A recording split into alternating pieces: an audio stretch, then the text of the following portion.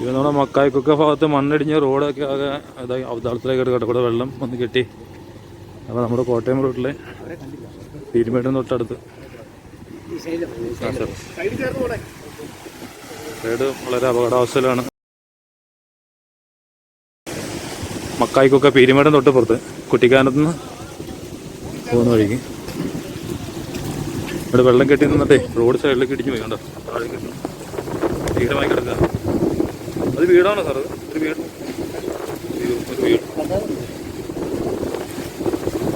വളരെ ഭീകരമായ ഒരവസ്ഥയിലാണ് വെള്ളം കെട്ടി നിന്നാണ് റോഡ്.